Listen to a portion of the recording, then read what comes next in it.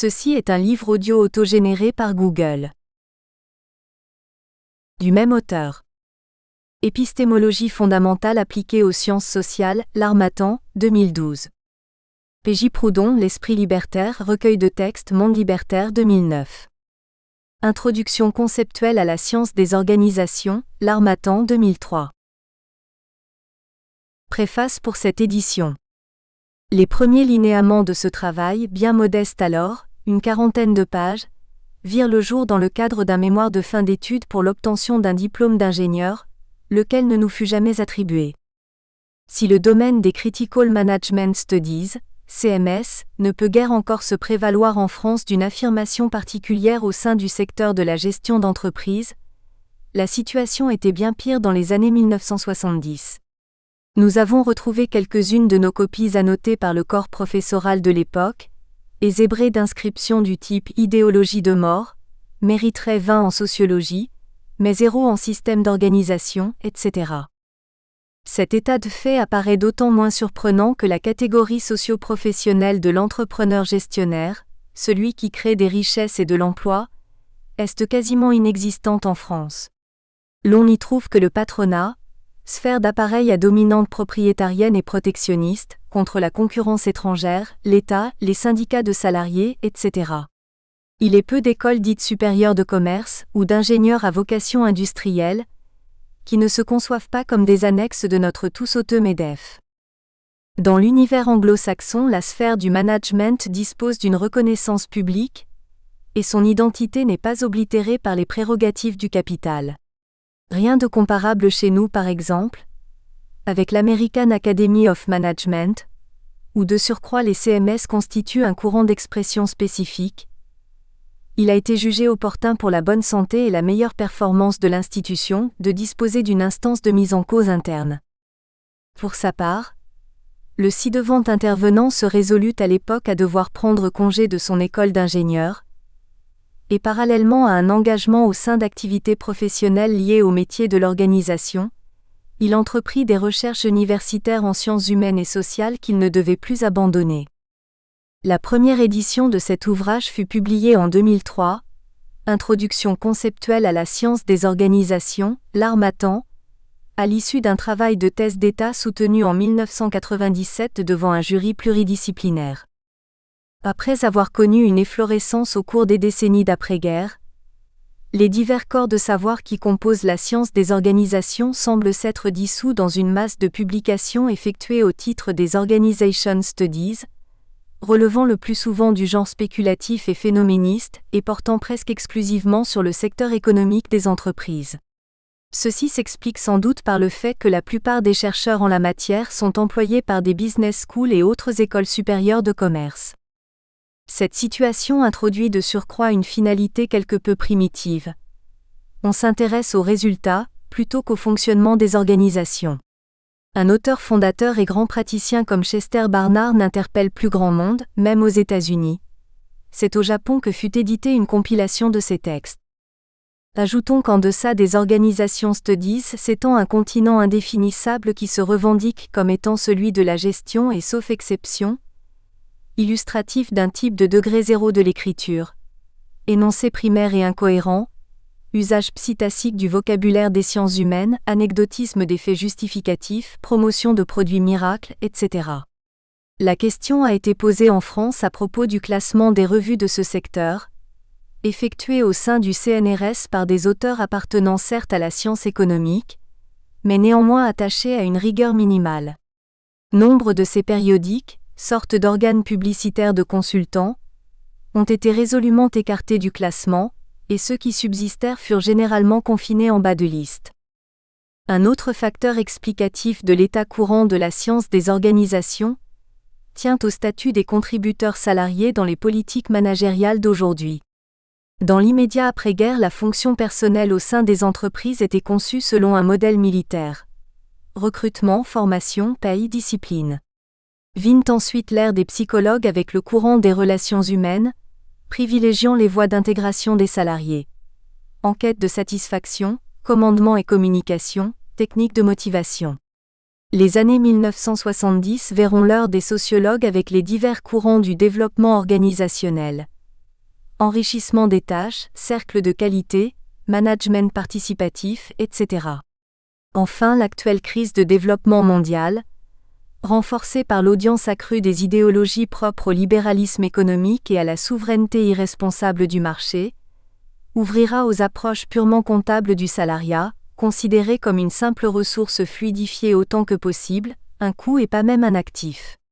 Les concepts pertinents de cette fonction dite de gestion des ressources humaines s'intituleront résultats, mobilité, flexibilité des engagements. Ce dernier état de fait contribue enfin à expliquer l'extrême pauvreté de la réflexion contemporaine en matière de gestion d'entreprise, laquelle ne semble guère avoir produit de théoriciens d'intérêt au cours des dernières décennies. La dictature du résultat à court terme imposée par la financiarisation de l'économie a relégué l'entrepreneur et engendré un nouvel actant, le gestionnaire jetable. Nous en sommes dès lors à une ère d'organisation précaire et potentiellement déliquescente. Il se trouve par ailleurs, au moins pour le cas français, que les structures de relations professionnelles qui pourraient contribuer à instituer une évolution viable sont aujourd'hui largement déconsidérées. L'intégration des appareils syndicaux par l'État et le pouvoir politique du moment, au moyen de mécanismes de financement innommables, non seulement les a privés de toute capacité d'action, mais en a fait des instances de contention de l'expression collective des travailleurs. Le partenaire social des manuels de sciences politiques est devenu un auxiliaire patronal, dont la passivité est activement mobilisée pour exploiter plus radicalement encore le personnel salarié. De la loi quinquennale de 1993 à l'accord national interprofessionnel de janvier 2013, la liste est longue des droits sociaux acquis par les travailleurs et prestement liquidés par les confédérations syndicales censées les promouvoir. La situation n'est pas plus brillante sur le bord patronal, fort peu entrepreneurial en France et dont la mentalité d'assister par l'État est une constante historique. Les mots d'ordre récurrents de la flexibilité du droit, des seuls droits des salariés, pas du droit des affaires ni du capital, viennent transférer toujours plus encore le risque économique de l'entreprise sur ses collaborateurs et ne contribuent guère à valoriser notre image sur la scène européenne. Science ou théorie des organisations ? Le terme de théorie serait sans doute plus approprié à l'objet du présent ouvrage, mais il nous est apparu discrédité par toute une biblioterie de publications débitées à cette enseigne, liées de surcroît à des référents qu'il faut bien qualifier de surplus américains de la gestion d'entreprise. Chester Barnard, père fondateur de notre discipline, praticien et auteur conceptuel d'autant plus pénétrant, usait pour sa part du qualificatif de science des organisations. Nous avons modestement choisi de nous inscrire dans cette postérité, et c'est en partie pourquoi la première édition du présent ouvrage s'était intitulée Introduction conceptuelle à la science des organisations.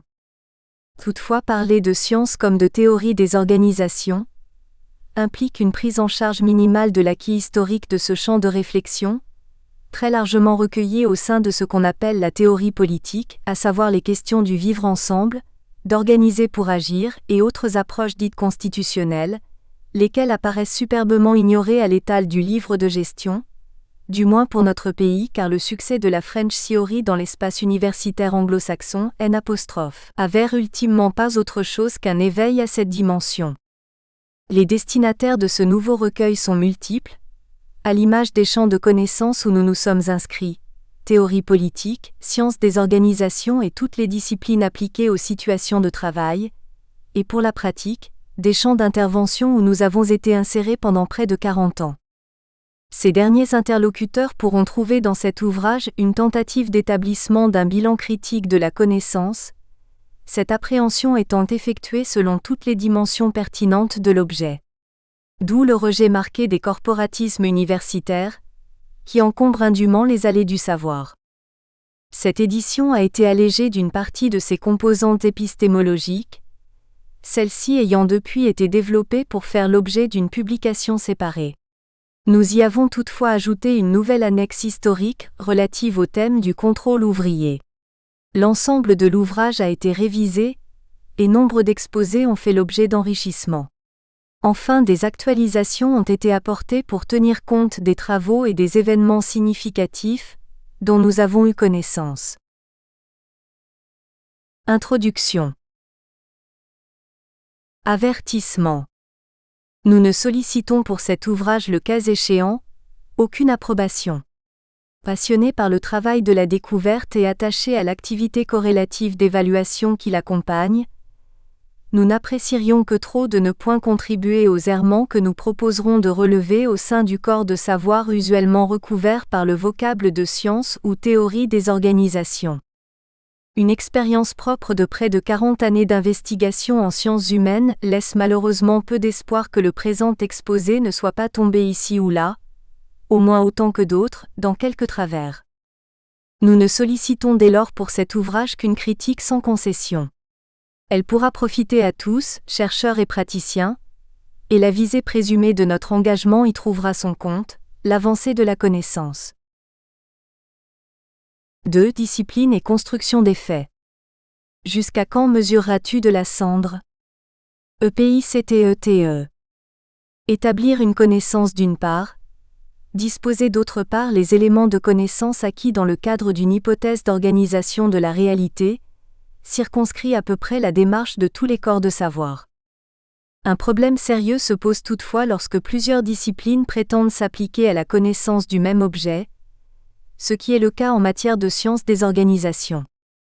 Cela a-t-il un sens quand la réalité est une, et ne se prête pas à n'importe quel type de structuration? Comme s'il était possible qu'une âme quelconque pût revêtir un corps quelconque. C'est comme si l'on disait que l'art du charpentier peut descendre dans les flûtes. Pour éclaircir ce débat, deux ordres de considération peuvent être élevés. Le caractère conservateur des disciplines, et la perspective d'analyse à laquelle ces formules s'opposent, l'établissement de niveaux d'organisation du réel. Le caractère propre des disciplines tient à ce qu'elles sont conçues pour dresser des bornes au savoir en définissant la connaissance légitime, les tables de la loi. Elles s'apparentent à des confessions. Les disciplines peuvent être considérées comme des chartes corporatives organisant l'appropriation exclusive d'un fonds intellectuel, et légitimant le droit de parler, d'enseigner et de dicter. Vieille affaire du mandarinat éducatif et du fondement orthonomique des savoirs académiques, où l'énoncé prend la forme de maximes tutélaires dont la critique relève de l'outrage ou du blasphème.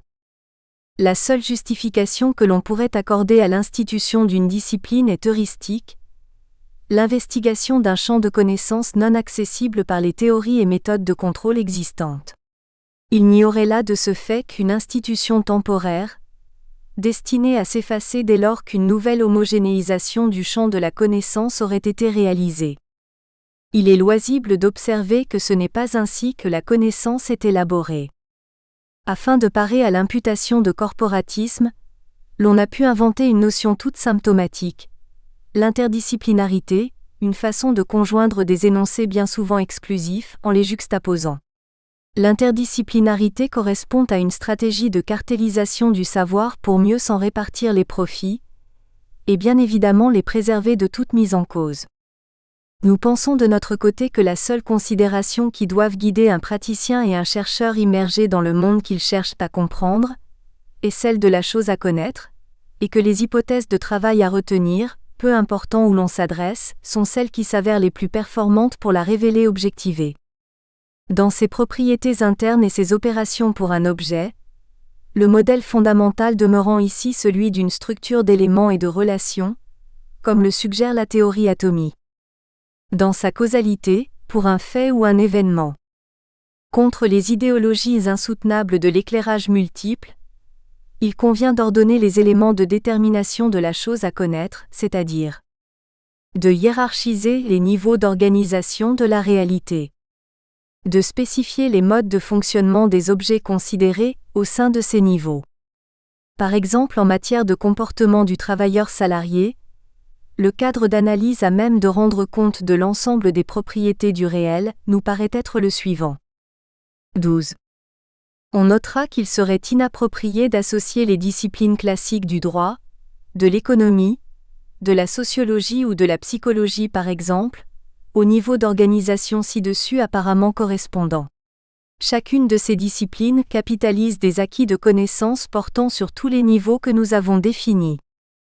Nous sommes redevables envers le mathématicien René Thom pour la définition que nous retenons du concept, biologique à l'origine, de niveau d'organisation, ou niveau de détermination, espace substrat autonome dans sa régulation et requérant pour son intelligibilité des énoncés spécifiques, démarche contrariant toute approche réductionniste, où les éléments de détermination des niveaux inférieurs pourraient rendre compte des comportements au niveau supérieur.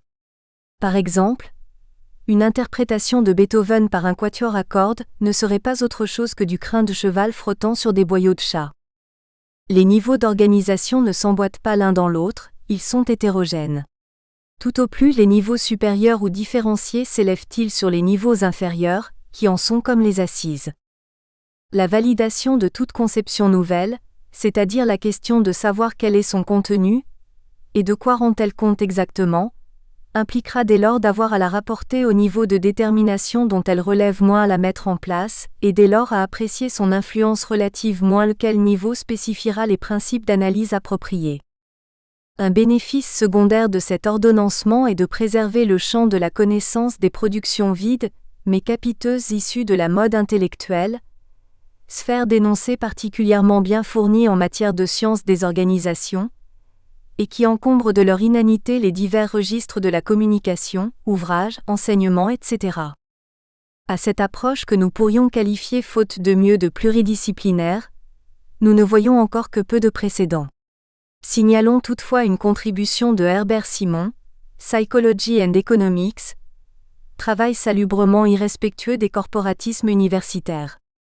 Reconnaissons par ailleurs que si l'on trouve, en langue anglaise surtout, des monceaux de manuels de sciences moins ou de théories moins prétendues des organisations, très peu d'auteurs s'efforcent de présenter un exposé intégré et raisonné de la connaissance. La quasi-totalité des recueils qui s'accumulent forment un empilage aveugle de références, sans égard pour le statut des éléments amassés, sans s'inquiéter de savoir quel est le fondement de l'énoncé collecté à grand renfort des ciseaux et de la colle, modalité d'établissement des faits, signification des données, etc. Le produit miracle du consultant en gestion y reçoit autant de considération que l'acquis d'une recherche rigoureuse. Nous sommes proches des cabinets de curiosité des siècles passés, et pour le présent d'un travail d'enterrement de la connaissance. Ceci peut aussi contribuer à expliquer le fourmillement de ce type de publication. À la différence d'un exposé construit dont l'établissement nécessite un travail de fond, on peut en permanence dans un catalogue ajouter des articles et commercialiser toujours plus de références que les concurrents, pratique que l'on a pu valoriser comme répondant à l'exigence d'exposer les développements les plus récents de la science. Comme si une publication quelle qu'elle puisse être et du seul fait qu'elle serait récente, présenterait en soi un intérêt de connaissance, annulant tout ce qui aurait été publié antérieurement. Ces auteurs collectionneurs ne manifestent guère que l'incompréhension du sujet dont ils traitent, étant incapables d'assimiler ce qu'ils compilent. Analyser et analyser sont tâches incompatibles. De ce fait, les significations qu'ils attribuent aux textes qu'ils citent demeurent purement opportunistes, ne tenant qu'à l'inclination du moment et au désir propre du narrateur. On pourrait ici évoquer le cas saisissant des fameux enseignements des expériences de la Western Electric, dont il est régulièrement rappelé depuis un demi-siècle qu'il relève de l'imposture, voir notre annexe 1. Mais peu importe aux clairs auteurs, une ânerie peut être célébrée comme une vérité s'il s'agit d'un thème convenu moins pour échange mondain moins et l'exposé tourné en pratique au boniment de revendeurs. Ces pratiques envahissantes ne sont pas seulement vaines, elles sont foncièrement nocives pour l'étudiant ou le lecteur, qui n'aperçoivent plus alors les questions qui se posent moins les problèmes à éclairer moins ni les interrogations créatrices, noyées dans le flot trouble quoique miroitant en surface, d'un discours irresponsable, c'est-à-dire incapable de répondre de ce qu'il véhicule. Une dernière observation. Notre critique des corporatismes régnants laisse entière une question transversale, celle de l'établissement des faits et des méthodes de la recherche. Toutes les disciplines polisent des voies de cheminement propres, dans lesquelles il leur arrive à certaines époques de se dissoudre, et qui, si elles ne manquent pas d'intérêt local, présentent aussi de sérieuses limites. Le laboratoire en psychologie sociale, les mathématiques en économie, l'enquête en sociologie ou en histoire, etc. Ouvrir ce débat nous mènerait trop loin. Toutefois, dans notre itinéraire de chercheurs, un principe d'investigation s'est révélé particulièrement fécond. Lorsque nous avions abordé au cours de nos années de formation les matières qui traitaient des situations de travail, nous fûmes vite rebutés par la confusion ambiante. En psychologie ou sociologie industrielle par exemple, s'entassaient les énoncés les plus inconsistants sur ce qu'on appelle les motivations des travailleurs. Autant en conclure que l'on ne pouvait rien tant dire du sein de ces disciplines. Un principe que nous avions incidemment relevé chez quelques auteurs fondateurs des sciences sociales nous permit d'éclaircir la situation, à savoir qu'il convenait impérativement de résister à la facilité d'asseoir la recherche sur des données d'opinion, sondages, enquêtes par questionnaire, entretiens, etc., mais qu'il fallait s'astreindre à travailler sur des comportements. Réappréciant alors les matériaux que ces disciplines avaient accumulés pour n'en retenir que les faits ainsi établis, il nous apparut que le terrain de la connaissance se stabilisait et prenait forme, qu'il s'en dégageait une représentation du travailleur salarié suffisamment univoque et pénétrante pour rendre compte des faits observés dans les organisations de production, et même réévaluer par surcroît un certain nombre d'événements historiques d'importance, dogmatiquement traités par les auteurs académiques. 2. Quelle pluridiscipline ? Des couloirs obscurs, enchevêtrés, d'immenses piles de livres, les séries mélangées et les reliures enveloppées de poussière. Les titres même ne sont plus déchiffrables. Des feuilles d'inoctavo volaient ici et là, des volumes ont disparu. Nul ne sait jusqu'où s'enfoncent ces galeries. J'ai la pouge. Les éléments de connaissance dont nous ferons état proviendront de tous les corps de savoir où l'on pourra trouver un acquis pertinent quant à notre objet, notamment de toutes les sciences du comportement, de la zoologie à la sociologie comparée des organisations, en passant par la théorie économique, sans oublier ces fonds précieux où s'est déposée depuis des siècles l'expérience des hommes, le droit, la théorie politique et l'histoire des faits.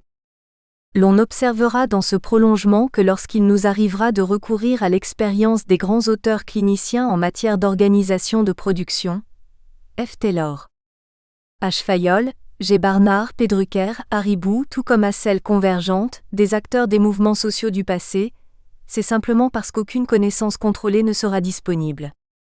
Si notre intelligence est bornée, la vie suit son cours, et c'est de notre vivant que nous devons chercher à résoudre les problèmes qui la font bonne ou mauvaise. On aura d'ailleurs l'occasion de constater que l'un ou l'autre de ces auteurs aura bien souvent effectué quelque analyse des plus anticipatrices, en matière de science des organisations. Quoique non encore éclaircie dans les règles, la position d'un problème peut non point apparaître arbitraire pour autant. Nous avons cependant rarement eu les moyens de vérifier par nous-mêmes les résultats d'expériences ou de pratiques d'entreprise que nous avons rapportés et empruntés à la presse spécialisée. Ces illustrations qui n'auront pour seul critère de fiabilité que de pouvoir s'inscrire dans le cadre hypothético-déductif d'une représentation intégrée des organisations de production, pourront à la limite être considérées comme de simples données destinées à stimuler la réflexion du lecteur.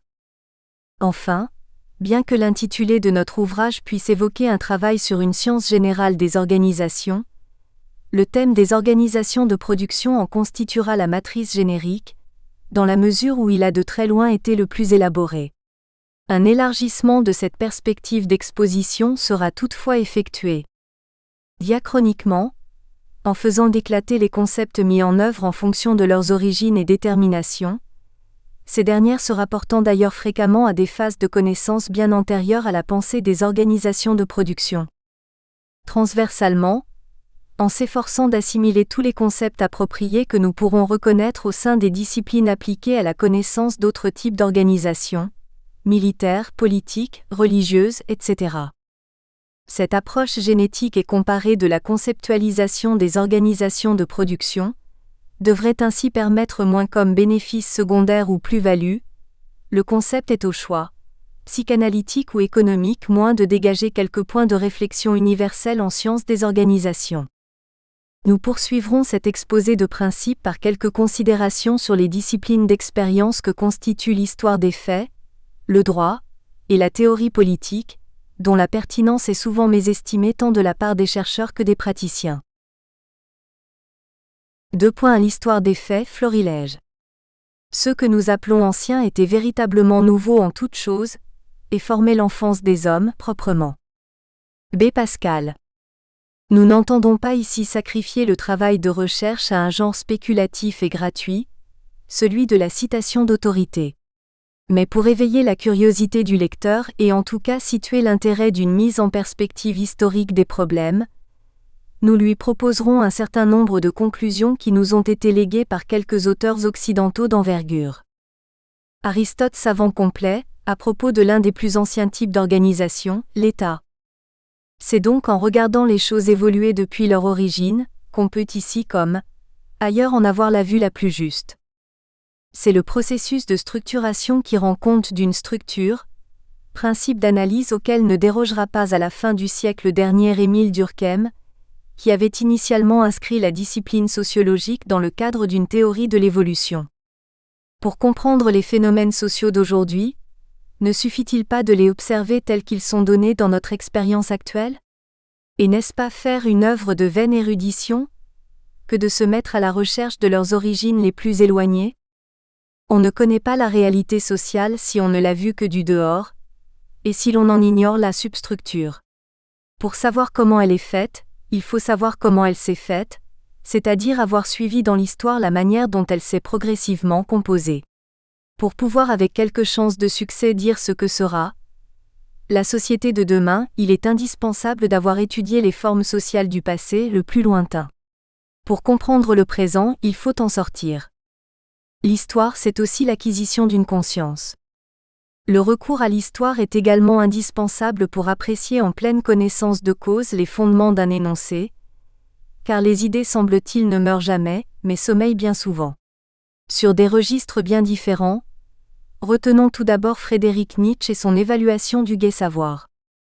Les poètes, pour prendre un exemple, ont toujours été les valets de chambre de quelque morale. Puis John Maynard Keynes en conclusion de sa théorie générale. Les hommes d'action qui se croient parfaitement affranchis d'influences doctrinales sont d'ordinaire les esclaves de quelque économiste du passé. Faute d'une assimilation de l'histoire de la connaissance, on s'illusionne d'être neuf, quand on ne fait qu'agiter des toiles d'araignée, moins une humanité sans mémoire se reposant fréquemment les problèmes dans les mêmes termes moins et pire encore, on se berce d'être plus intelligent que ses aînés. Rendons sur ce point hommage à François Simian, économiste, sociologue, épistémologue, tonnant au début du siècle contre la suffisance des historiens académiques, un discours toujours d'actualité un siècle plus tard.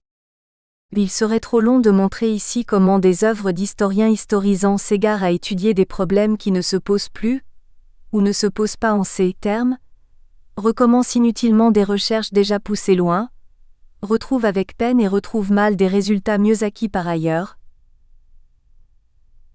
passent à côté des phénomènes sans les voir, à côté des institutions sans les analyser et en déterminer le type, et donnent vraiment à regretter que faute d'une information suffisante de la science économique, faute des apostrophes, un souci de la continuer avec méthode et avec une application réfléchie, tant de travail consciencieux, érudit, patient doivent aboutir en somme à des résultats si défectueux.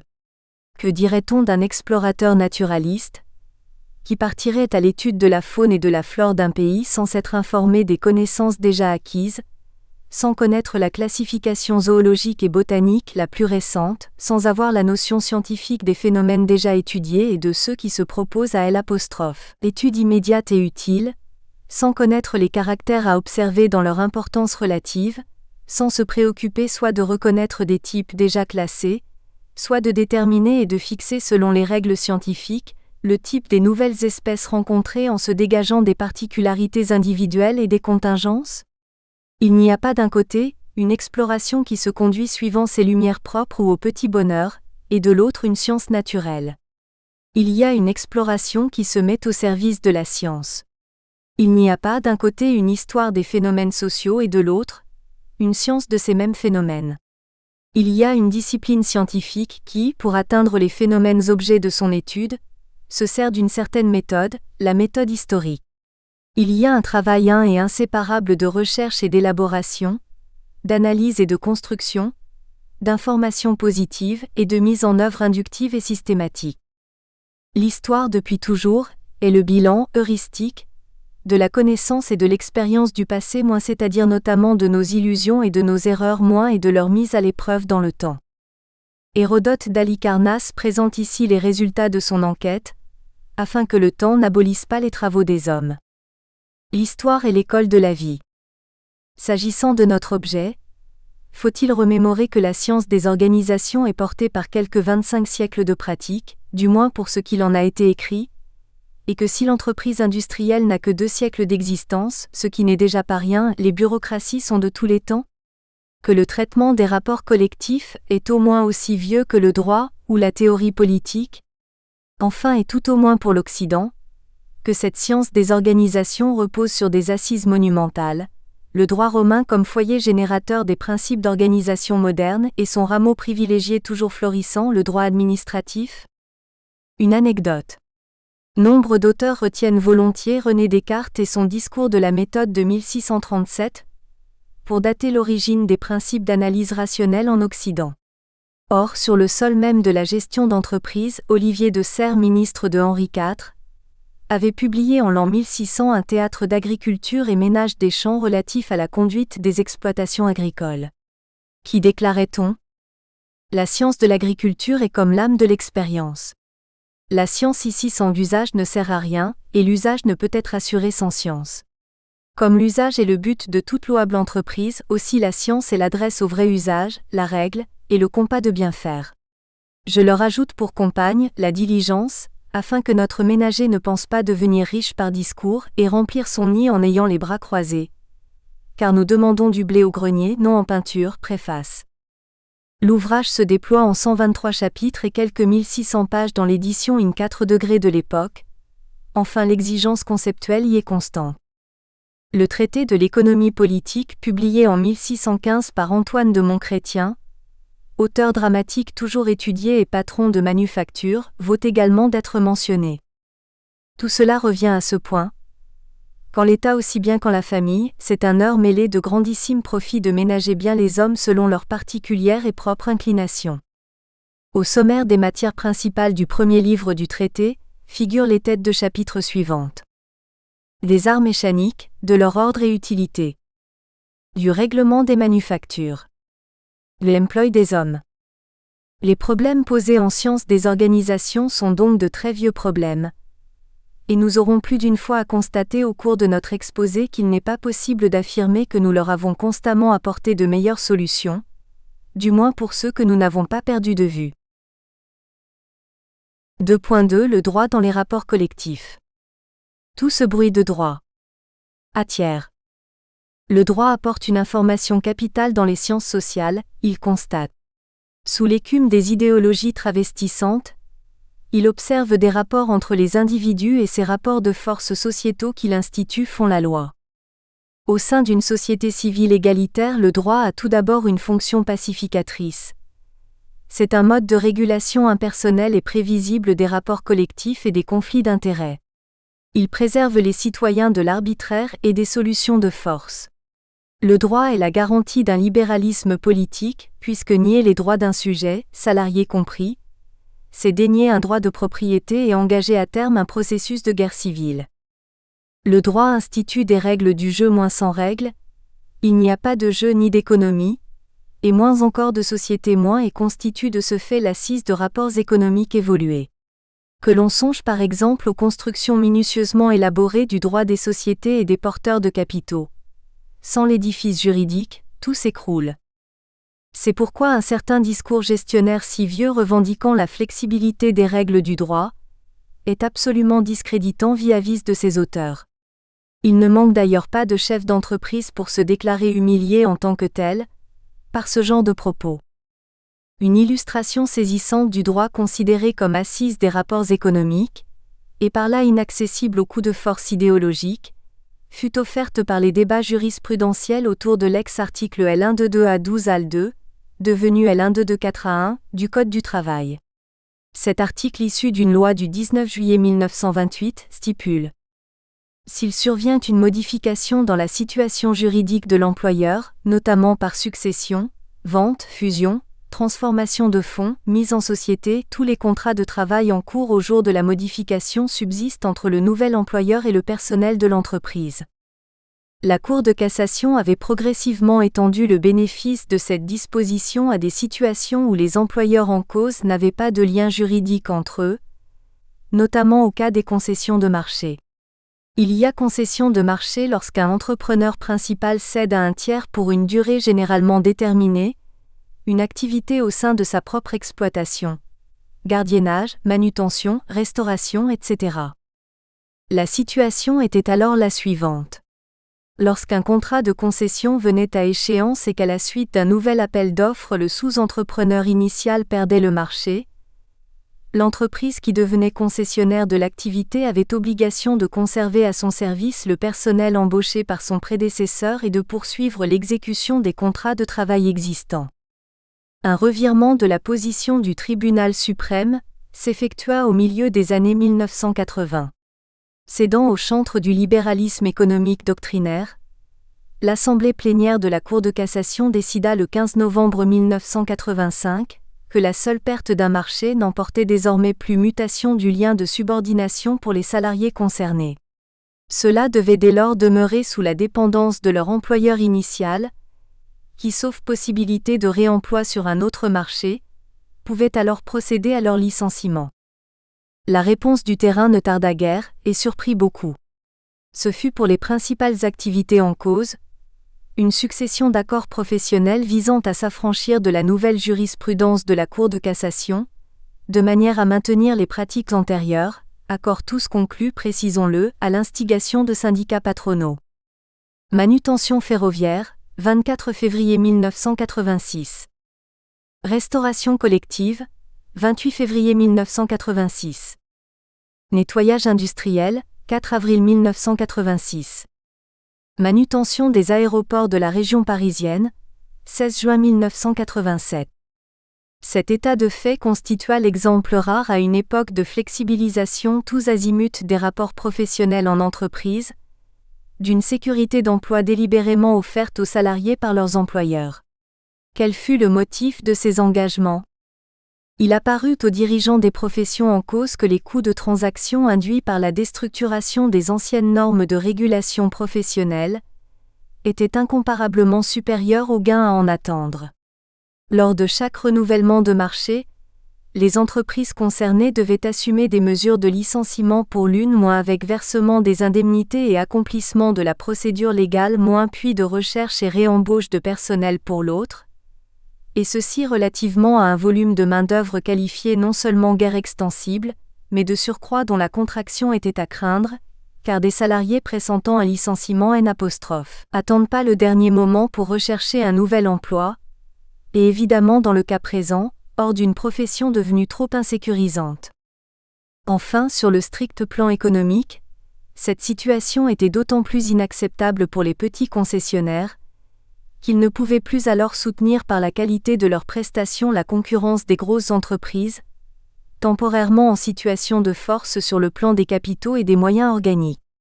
Le libéralisme économique faisait donc le lit de l'économie monopoliste. Dernière observation. Cette reprise en sous-main par le droit conventionnel, de fondement économique naguère assuré par l'extension d'un droit législatif désormais récusé, amena finalement la Cour de cassation à reconnaître l'inopportunité de sa nouvelle position, et par le biais de l'application d'une directive européenne, du 14 février 1977, la conduisit à restaurer pour la plus large part sa jurisprudence traditionnelle sur L', article L122 à 12. Al2 du Code du travail.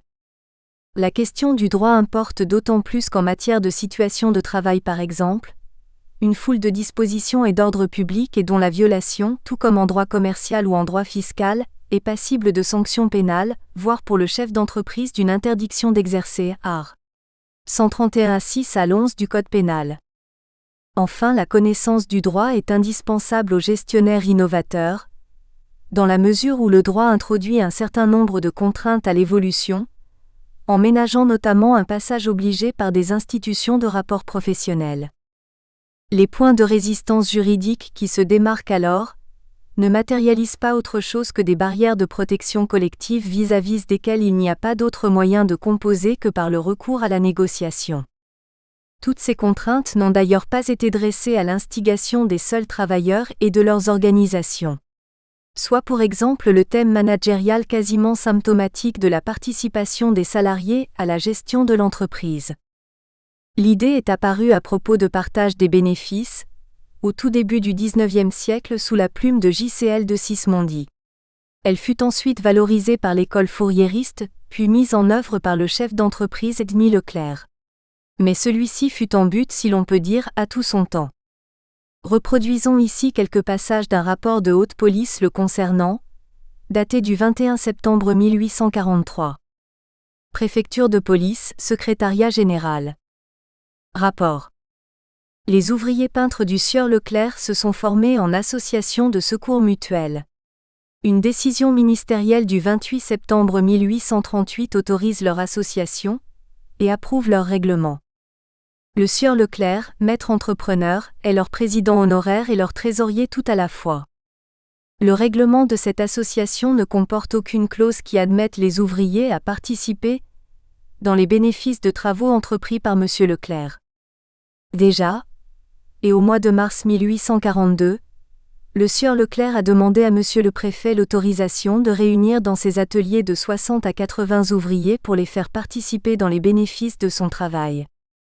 S'agissant de règlements de salaire d'ouvriers et de tarifs de main-d'œuvre entre maîtres et ouvriers, M. le préfet a refusé ou plutôt défendu la réunion. Le Sieur Leclerc s'est conformé à ses ordres et la réunion n'a pas eu lieu dans le but indiqué dans la demande qu'il reproduit cette année. Le Sieur Leclerc, dans l'année 1842, n'en a pas moins réparti, entre 44 de ses ouvriers, une somme de 11 866 francs produit des bénéfices de son travail. C'est ce genre d'association en participation qu'il veut renouveler cette année, et pour y parvenir, il sollicite l'autorisation de réunir 4 à 5 fois dans l'année dans ses ateliers, ses ouvriers au-delà du nombre de 20. Nous pensons, dans les circonstances où se place cet entrepreneur, que son intention n'est autre que d'embaucher des ouvriers pour assurer l'extension de ses travaux en leur donnant des chances de partage dans les bénéfices qu'il retire de ses travaux. C'est là une question de règlement de salaire d'ouvriers qui ne nous paraît pas devoir être encouragée, et qui est même défendue par les lois. L'ouvrier doit rester entièrement libre de fixer et régler son salaire et ne doit pas pactiser avec le maître, et c'est à quoi le Sieur Leclerc vise aujourd'hui.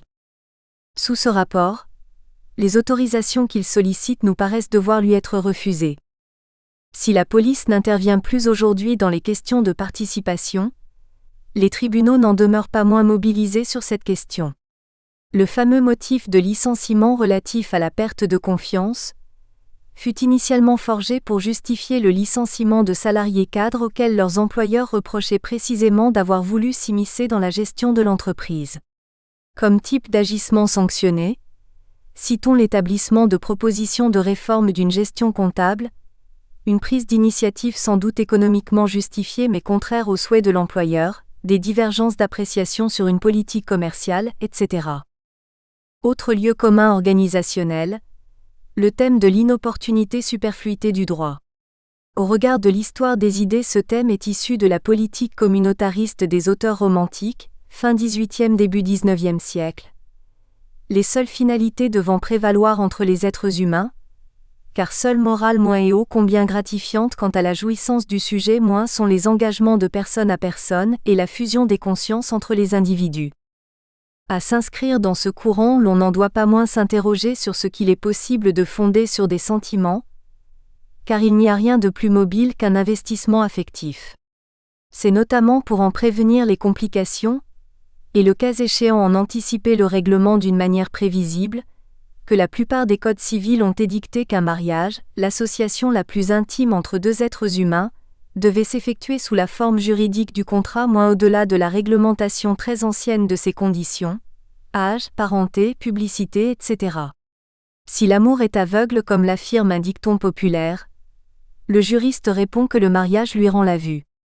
Deux auteurs en théorie politique ont développé une réflexion sur le droit, P.J. Proudhon et Georges Sorel. L'un comme l'autre concluait qu'une relation interindividuelle sans médiation d'un ordre de rapport symbolique ne pouvait couvrir libre cours à toute forme de tyrannie. Voir le célèbre principe jésuite, qu'il n'y ait pas de principe entre nous. Et l'un comme l'autre de ces auteurs ne nourrissait guère d'illusions sur les inclinations des individus. Ils ne croyaient ni au progrès des idées, ni aux réalisations historiques d'une conscience morale. Contre les projets d'organisation communautaire, qualifiés par G. Sorel de grand écart utopique, il faut réaffirmer un principe fondamental du libéralisme politique, à savoir celui d'une dimension d'altérité entre les individus, laquelle n'est jamais aussi bien garantie que par le droit. Entre le pouvoir et l'individu, il n'y a que le droit. Car telle est la loi de l'histoire, que liberté et prospérité ne se rencontrent qu'avec le droit, et que hors du droit tout devient corruption et fatalisme. 2.3 La place de la théorie politique. J'habiterai mon nom, fut ta réponse au questionnaire du port.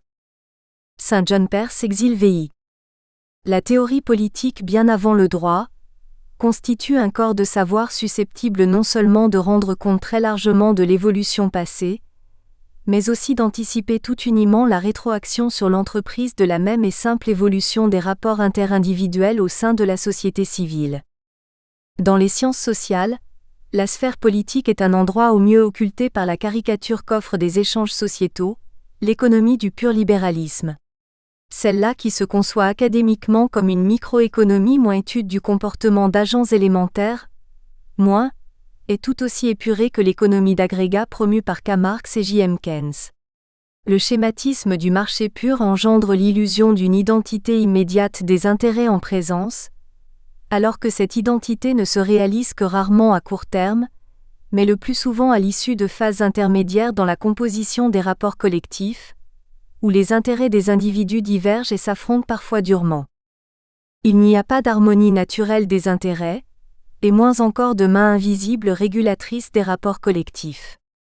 L'apparence d'équilibre macroscopique sociétal ne recouvre que la composition d'une masse d'actions individuelles en permanente redéfinition. La sphère des rapports politiques au sein d'une organisation humaine est celle des rapports d'intérêt, et les concepts explicatifs des événements qu'on y observe s'intitulent conflits, négociations, compromis. Le niveau d'organisation que nous désignons comme micro-politique s'élève, quels que soient les niveaux intermédiaires, au-dessus d'une assise que nous conviendrons de qualifier de macro-politique, définie tant par les principes du libéralisme politique normalement inscrits dans les constitutions des pays évolués, que par les règles de droit des législations du travail, préservant en principe les citoyens salariés de l'inhumanité des rapports de marché. Il existe d'ailleurs à ce dernier égard un principe constitutionnel supranational, édictant que le travail n'est pas une marchandise. L'article 427 de la partie 13 du traité de Versailles de 1919, devenu charte constitutive de l'Organisation internationale du travail. La forme de la Constitution est un procédé des plus anciens pour établir et déclarer les principes d'édification d'une organisation humaine et définir les rapports entre ses participants. Aristote au IVe siècle. A.V. J.C. en avait réuni un peu plus de 150 pour préparer son cours de politique. Le terme de constitution est issu du droit romain, où il désignait les édits impériaux qui réglaient le fonctionnement de l'empire. Il prit son sens moderne au tournant du premier millénaire pour définir les modalités d'activité et de fonctionnement des sociétés monastiques, acception conservée jusqu'à nos jours. Ainsi parle-t-on de la constitution des bénédictins, des chartreux, etc. Enfin au XVIIe et XVIIIe siècle lui furent parfois substitués des concepts synonymes, du type contrat social. L'histoire politique française a compté 15 constitutions depuis la Révolution de 1789, dont 4 furent précédées d'une déclaration des droits de l'homme. Par-delà leur intérêt politique essentiel, ces diverses déclarations forment aussi une sorte de préambule axiomatique aux constitutions qu'elles contribuent à engendrer, en définissant le sujet politique, avec ses droits et ses obligations moins qui préside au fondement et animera le déploiement de la collectivité humaine qui se déclare. Soit par exemple l'article 4 de la Déclaration des droits de l'homme de 1789 initialement rédigé comme suit. La liberté consiste à faire tout ce qui ne nuit pas à autrui. Le 20 octobre 1789, les constituants remanient le texte qu'ils ont proclamé et y ajoutent un mot, un seul. Archives parlementaires, volume 9, page 236. La liberté consiste à pouvoir faire tout ce qui ne nuit pas à autrui. 2 grands principes du libéralisme politique seront dès lors institués sur le sol français. La faculté pour l'individu d'inscrire son désir dans la réalité et le droit à n'être pas écrasé par les autres. À cet égard, le libéralisme économique doctrinaire qui revendique ordinairement le premier de ces principes, mais ignore le second, ne constitue qu'une extension-généralisation du système féodal de l'Ancien Régime, et en fait de droit ne vient guère valoriser que la loi dite du plus fort. C'est pourquoi hors d'un régime politique de dictature, un libéralisme économique développé n'est pas réalisable en démocratie sans l'existence de forts contre-pouvoirs collectifs. Le droit naturel des théoriciens du libéralisme politique est irréductible à l'ordre naturel des économistes du libre marché. L'indépendance, économique et sociale, est une notion distincte de celle de liberté. Aristote, l'un des auteurs les plus créatifs de l'Occident, l'énonce depuis l'Antiquité grecque.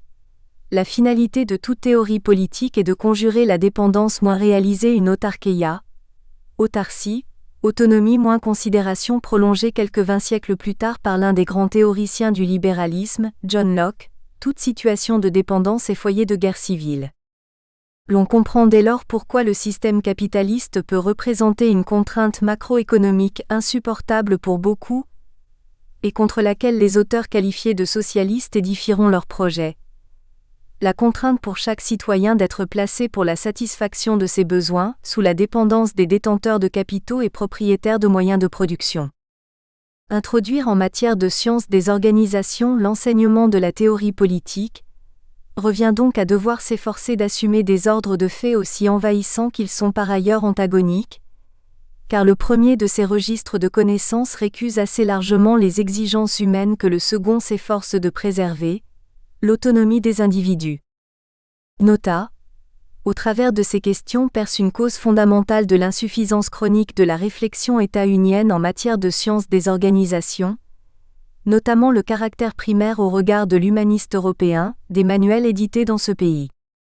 Né sous le régime de la démocratie et privé du passé de lutte et de débats conceptuels et idéologiques, qui ont conduit à la définition du dit régime, sans mémoire des recherches pratiques et du prix qu'ont dû payer les générations européennes des siècles antérieurs pour faire aboutir le projet du libéralisme politique, la nation-État unienne n'eut guère besoin d'auteurs et de réflexions en matière de théorie politique. Pays sans histoire, et sans rêve écrivait-on là-bas dans les années 1960, auquel tout ou presque fut donné, les problèmes collectifs peuvent ne poser aux intéressés que des problèmes de gestion, et l'existence des citoyens n'apparaître dans les conceptions organisationnelles que sous la forme de ressources humaines. 3. L'intérêt du travail théorique dans les sciences sociales. Ce qui limite le vrai n'est pas le faux, mais l'insignifiant. René Thom. Nous opposons théorique à phénoméniste. Cette dernière approche au regard du prince des auteurs conceptuels, GWF. Hegel.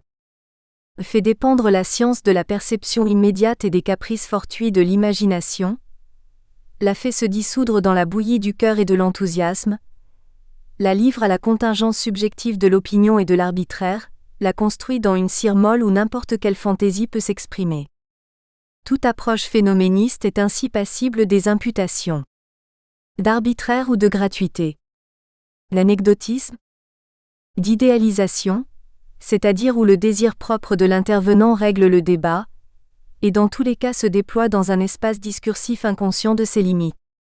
L'approche phénoméniste permet d'énoncer n'importe quoi, car les données moins le fait brut, l'apparence moins à les supposer fiables, se prêtent à toutes les sollicitations.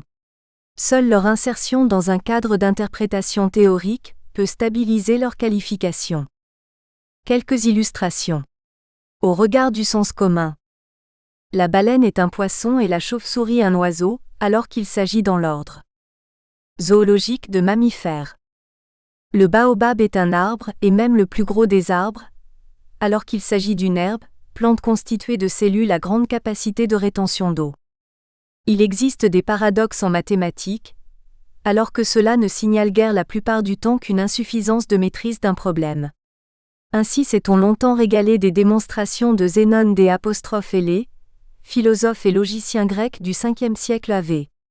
J.C., qui concluait notamment qu'une flèche ne peut jamais atteindre son but. Le paradoxe tomba historiquement, lorsqu'on élabora la théorie mathématique des suites, et les algorithmes permettant de calculer la limite d'une suite. L'eau est un élément premier, alors qu'il s'agit d'un composé de 2 gaz inflammables de surcroît. La Terre est plate et le Soleil tourne autour.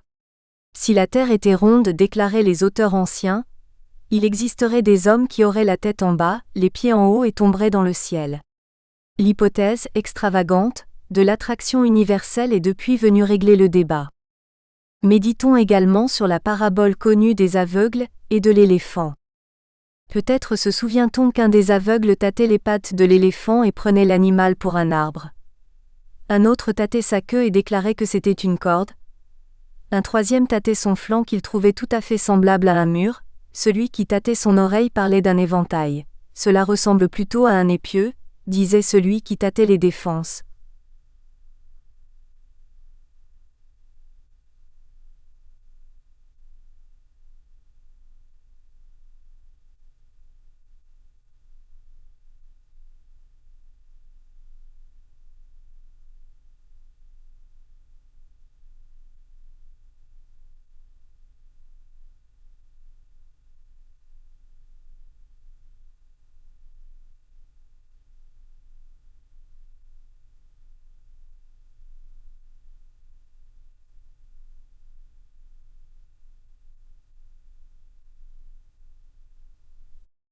Chacun avait une version de la vérité. Malheureusement, même en mettant les différentes versions bout à bout, on n'obtenait pas un éléphant.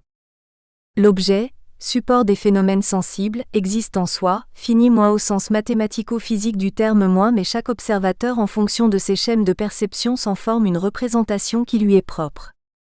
Ainsi, selon la perspective où on le considère, un anneau repéré comme tel dans un espace classique peut tout aussi bien offrir l'image d'une droite, vue de profil, que d'une ellipse, projection oblique, et induire chaque fois une représentation fausse de l'objet.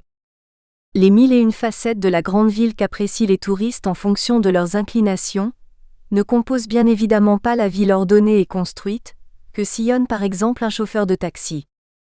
Tout objet thème de connaissance est donc hypothétiquement complexe, et par suite doit être structuré, enfin repéré dans son espace milieu. Les illustrations d'un discours primaire que nous venons de rapporter pourraient laisser penser que les praticiens des sciences sont normalement immunisés contre les fausses interprétations. Malheureusement, cela n'en demeure pas moins sujet de leurs désirs et passions, même quand ils élaborent les dispositifs intellectuels les plus sophistiqués. Un délire peut ainsi s'ordonner selon une logique parfaite. C'est pourquoi seule la confrontation à la réalité des conclusions-hypothèses dégagées par l'investigation théorique peut sanctionner la validité d'une recherche. C'est même ici le propre d'une démarche dite scientifique. Car il n'y a de science, avec une majuscule, qu'à propos des méthodes d'élaboration et d'établissement des faits. Dénommés sciences, les catalogues d'éléments de connaissance qui forment les divers registres du savoir relèvent d'une extension de sens extrêmement regrettable, car l'enseignement d'une discipline ne résulte jamais, au-delà de la qualité de son appareil théorique, que du déploiement et de la rigueur des voies d'investigation qu'elle met en œuvre. Nota. Valoriser exclusivement les conclusions des auteurs sans prendre en charge l'élaboration des faits sur lesquels ils s'appuient, revient de surcroît à laisser porte ouverte à toute forme de mystification. Un périodique états-unien pointu, le Journal of Money, Credit and Banking, avait engagé dans les années 1980 un programme de réplication des travaux économétriques publiés dans cette revue. Sur 154 recherches prises en compte, 8 d'entre elles seulement donnèrent lieu à confirmation sans réserve. Pour 27 de ces travaux, les auteurs furent incapables de communiquer leurs données et programmes de traitement, et pour 37 autres travaux, les auteurs ne répondirent pas malgré plusieurs rappels aux demandes d'informations adressées par la revue. W. D. Wald, JTHURSBY et R. Anderson, Réplication in Empirical Economy. The JMCB Project, American Economic Review, septembre 1986. Effectuant 10 ans plus tard un bilan des pratiques au sein des périodiques de sciences économiques états-uniens, les enquêteurs n'ont recensé qu'une seule revue, qui n'était pas le Journal of Money, Credit and Banking, qui exigea de ses auteurs la fourniture préalable des données et programmes de traitement et les tienne à la disposition de la communauté des chercheurs. R. Anderson et W. D. Wald, Replication and Scientific Standard in Applied Economics a Decade After the JMCB Project, Federal Reserve Bank of St. Louis Review, novembre 1994. Il est à craindre par ailleurs que la situation ne soit pas meilleure dans les autres disciplines. Pour la psychologie, consultez J. Craig et S. Rees, Retention of Raw Data, Problem Revisited, American Psychologist, août 1973. Cette phase d'établissement des faits, essentielle au débat, est déplorablement tenue pour rien par trop de chercheurs prétendus, et le savoir populaire peut à l'occasion se révéler infiniment plus fondé que celui des académies, chose que l'on vérifie tout particulièrement en matière de sciences sociales. Que l'on songe par exemple au fameux mouvement des NFOT, nouvelle forme d'organisation du travail, dans les années 1970. Enrichissement des tâches, groupes autonomes de production, etc. Événement valorisé par la presse sociologique de l'époque comme une avancée notable dans l'amélioration des conditions de travail, alors non seulement qu'il ne se passait à peu près rien dans les entreprises, mais Q'. Au surplus, les salariés revendiquaient massivement non pas pour un mieux de travail, mais pour un moins de travail. Semaine de 35 heures, 5e semaine de congé, retraite à 60 ans, il n'y avait pas de revendication plus populaire. Il arrive également que les chercheurs qui fassent le pas de la confrontation au réel, voient ce qui ne s'y trouve pas, ou le manipulent consciemment ou non pour lui faire avaliser des hypothèses d'interprétation intéressées. Les psychologies et sociologies industrielles comptent ici quelques solides dossiers de supercherie. On se reportera notamment aux trop célèbres investigations de la Western Electric et à l'exploitation béate qui en est effectuée depuis un demi-siècle, enfin sur un autre plan à la promotion irréfléchie des conceptions humanistes du psychothérapeute Abraham Maslow. Voir nos développements en annexes 1 et 2. L'exigence d'une vérification contraignante des énoncés de savoir est impérative en matière de recherche. Ni la familiarité du terrain, ni l'érudition de l'auteur ne peuvent y suppléer. Dans les sciences apparemment les plus scrupuleuses et que nous tenons personnellement pour des modèles de rigueur, cet affranchissement a pu causer de sérieux mécomptes. En matière d'épigraphie par exemple, Henri Marou signale le cas de la Laudatio Tourier, importante inscription funéraire à laquelle ne faisait défaut que quelques lignes. D'illustres savants s'étaient employés à proposer une formulation du texte perdu, jusqu'au jour où l'on découvrit le fragment épigraphique manquant. Les auteurs n'étaient parvenus à l'interprétation correcte qu'une fois sur 8. L'on peut encore mettre en cause une approche phénoméniste derrière toute interprétation spontanée de causalité, ce qui s'appelle en langage statistique l'explication par la recherche de corrélation entre les événements. Alors que l'on croit répondre à la question la variable A est-elle cause de la variable effet B? La simple mise en évidence d'une corrélation entre ces deux éléments n'établit tout au plus que ces variables, suivant l'intensité de leur rapport, sont susceptibles d'évoluer de concert, sans pour autant que l'une d'elles n'exerce une influence sur l'autre. Hors d'un cadre théorique structurant les relations entre les modalités du comportement de l'objet considéré, toute hypothèse de causalité a priori, formée à partir de la corrélation supposée ou établie entre deux événements, peut relever du sophisme. Ainsi des interprétations ci-après. La plupart des gens meurent dans leur lit. Si donc vous ne voulez pas mourir, ne vous couchez jamais. Si l'on demande à un grillon de sauter, il le fait. Si on lui ôte une patte, il peut encore sauter. Mais si on lui ôte les deux pattes, il ne saute plus. Interprétation, si l'on supprime les pattes d'un grillon, il devient sourd. Toute imputation a priori de corrélation est gratuite. Les données peuvent évoluer simultanément sans pour autant être liées, ne serait-ce que du fait qu'elles peuvent être placées sous la dépendance d'un ordre causal supérieur qui les détermine toutes les deux. Mais les liaisons peuvent aussi se révéler purement fortuites. On a pu ainsi déterminer avec toute la rigueur statistique souhaitable et à partir de données réelles, que des variables telles que l'âge du président de la République française, les températures enregistrées à Paris, et les quantièmes des années 1951 à 1966, pouvaient pour ces années-là constituer un excellent modèle prédictif du PAGIB en France. L'explication par les corrélations conduit à un point d'incandescence que la démarche instrumentaliste positiviste appelle une loi, c'est-à-dire une formule qui permettrait de résumer symboliser une régularité entre des variables phénoménales supposées rendre compte d'un processus. Ainsi de la loi de BOYLEMARIOTTE, PV égale RT. Pourquoi cette structure de rapport? On n'en sait rien. La dite loi ne fait guère qu'exprimer une stabilité macroscopique espérée, elle n'est pas valable pour tous les gaz, et ne diffère en rien quant aux variables ingrédients qui la composent, d'une recette de cuisine. On observe que ça marche, mais on ne sait pas pourquoi ni comment. Les hypothèses intuitives sont multiples. La science devient alors irresponsable, car faute de pouvoir identifier les causes et agents effecteurs réels au sein du processus considéré, le chercheur est dépouillé de toute maîtrise intellectuelle de la situation. Il est notamment dans l'incapacité d'identifier l'ensemble des effets incidents engendrés par l'interaction des variables en jeu, ce qui ouvre grand la porte au risque de catastrophe. Conception des usines chimiques ou des centrales nucléaires, Bhopal, Three Mile Island, conception de produits pharmaceutiques, thalidomide, talc morange, etc. En matière d'économie politique, on retiendra bien évidemment la fameuse courbe de Phillips qui tendait à asseoir à partir d'agrégats statistiques, une doctrine ancienne valorisée au début du IXe siècle par T. Malthus. Le niveau des salaires et le niveau du chômage sont en corrélation. Les partisans de ce type de rapprochement développèrent le débat en ces termes. Le niveau de l'activité économique et le taux de l'inflation sont liés. Et ils en déduisirent comme moyen de contenir l'inflation moins hausse générale des prix, dont les revenus des agents salariés ne sont qu'une composante moins qu'il fallait abandonner les politiques de plein emploi et laisser courir le chômage. Quoi que l'on pense des raccourcis effarants que présentent ces raisonnements, leur inconsistance devint en tout cas manifeste dès la fin des années 1970, puisque la montée du chômage dans les économies développées ne réduisit nullement les taux d'inflation. Toute connaissance est connaissance des causes, et une connaissance de loi n'est savoir de rien.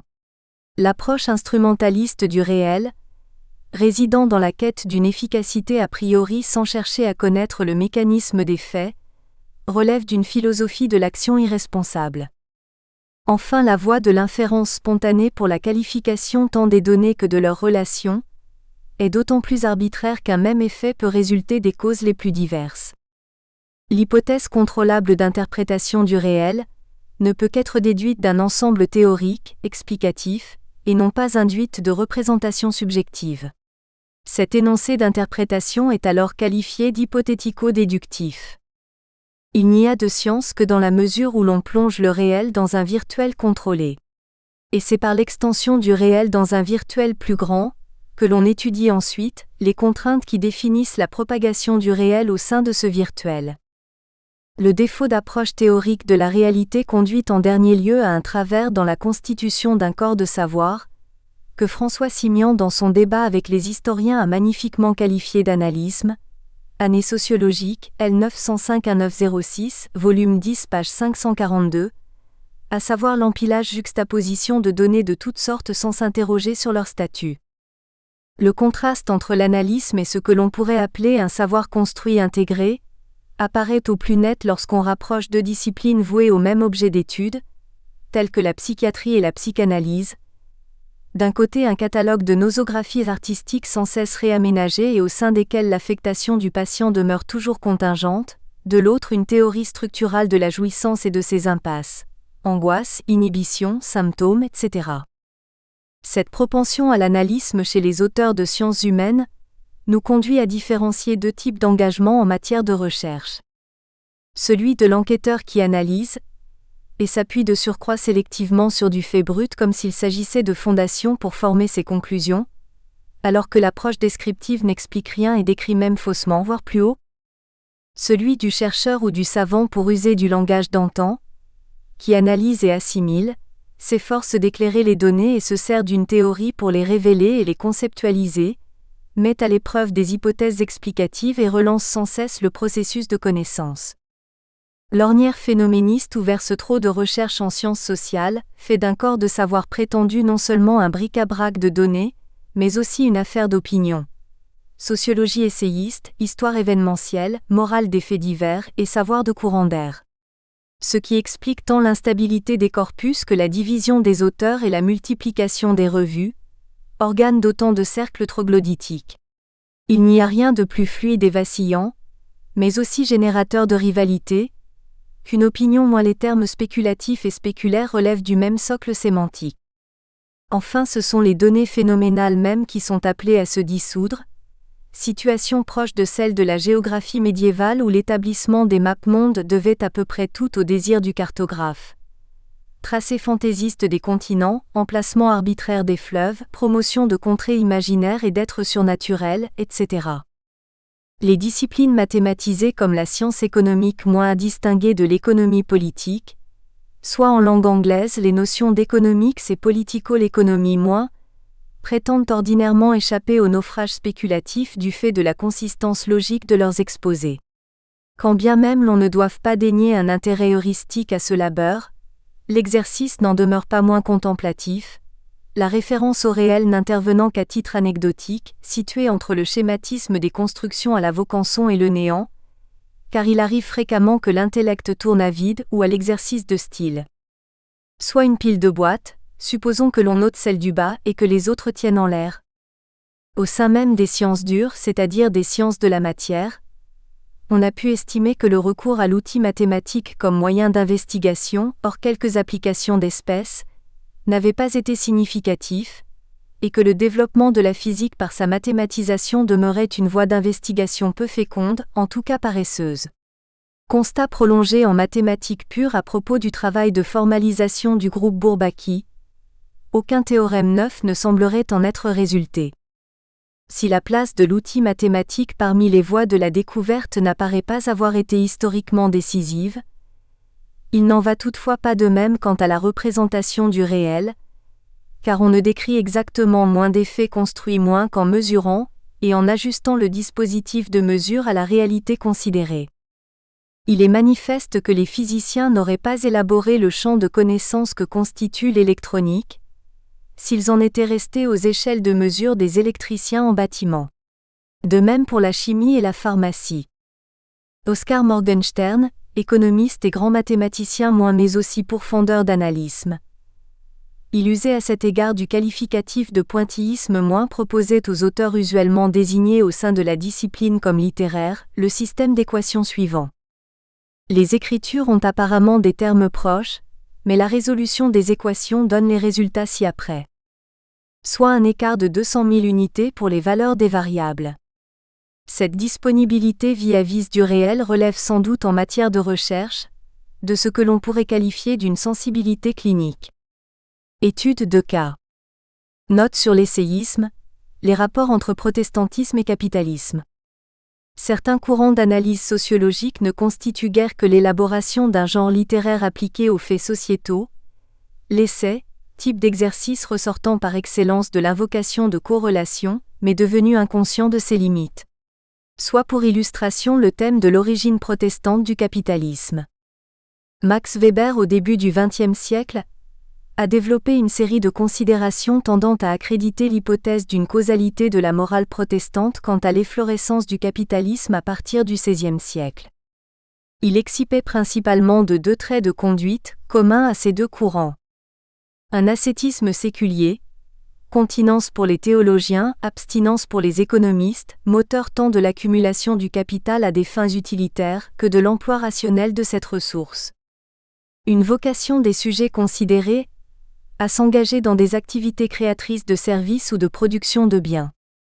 Un enseignement malheureusement trop courant a cru pouvoir dériver de cette analyse complexe, quoique sans ambiguïté quant à l'existence d'un rapport de causalité, une conclusion lapidaire. Le capitalisme est un sous-produit du protestantisme. Notre question est la suivante. Cet énoncé et l'exposé weberien qui l'a précédé sont-ils raisonnablement recevables ? En matière de causalité historique, l'influence d'une doctrine idéologie suppose minimalement pour être retenue, une double démonstration.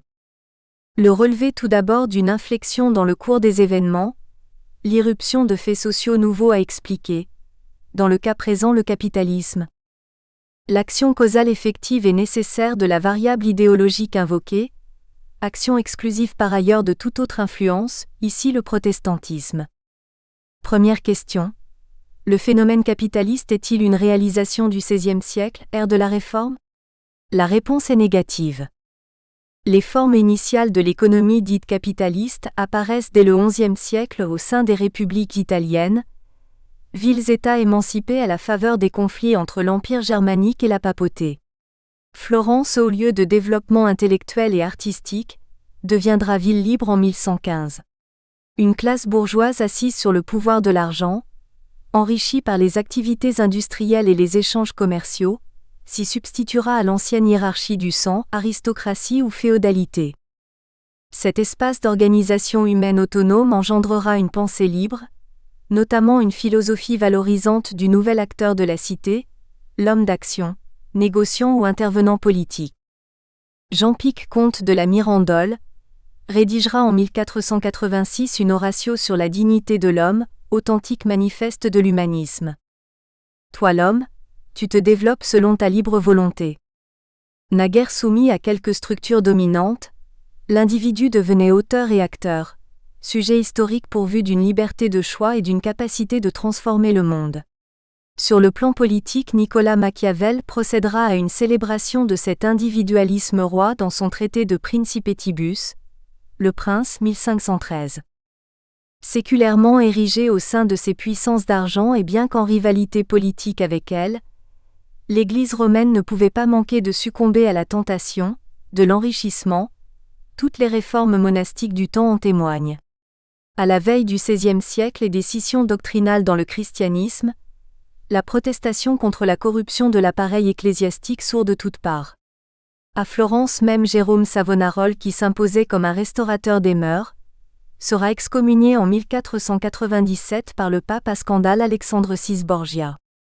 Le 31 octobre 1517, Martin Luther dressera sur le panneau d'affichage de l'université de Wittenberg ses 95 thèses contre le dispositif des indulgences.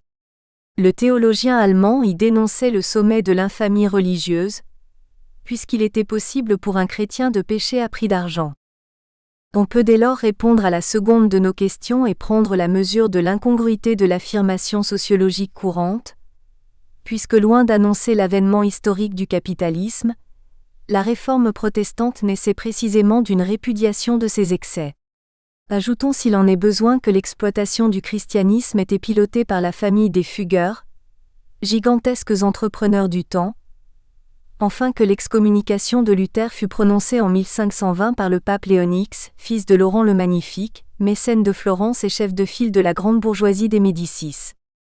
Ce premier mouvement de protestantisme ouvrait si peu la voie au capitalisme, que dans son texte du commerce de 1524, M. Luther enseignait que l'engagement dans une activité commerciale constituait un péché aussi abominable que le pillage et le brigandage.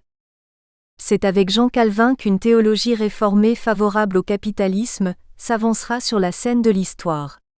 Cet auteur présentera le développement économique comme une participation à l'œuvre créatrice de Dieu, dont la finalité était le service du prochain. Car la vie des fidèles est bien proprement comparée à un train de marchandises par ceux qu'ils doivent comme faire échange et troquer les uns avec les autres pour entretenir la compagnie. La fin et l'usage en est qu'il y ait une communication naturelle entre les hommes. Et quant à la sécurité des transactions, au reste, quand on ne peut plus acheter ni vendre, la compagnie des hommes est comme dissipée, en sorte que celui qui trompe en poids ou mesure inégale ne diffère guère d'un faux monnayeur. L'enrichissement moins l'accumulation du capital moins fut légitimé au motif qu'il était ordonné au bénéfice de la communauté humaine, et J. Calvin sera le premier des théologiens chrétiens à élaborer une position favorable au prêt à intérêt. Lettre à C. de Sachin, dite depuis Lettre sur l'usure 1545. L'Écriture sainte en a-t-on. Nous espérons que vous avez apprécié cet aperçu. Pour continuer à écouter ce livre audio sur Google Play Livres, utilisez le lien dans la description de la vidéo.